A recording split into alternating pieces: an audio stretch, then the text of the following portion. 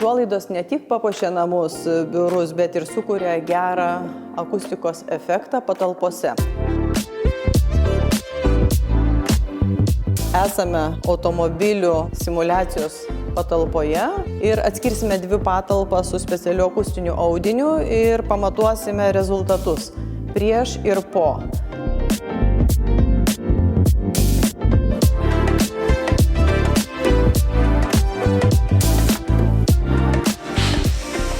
Pakabinam užuolaidas patalpoje, žymiai sumažėjęs yra garso skambesys ir aidas, skiriasi garsas 5 decibelais.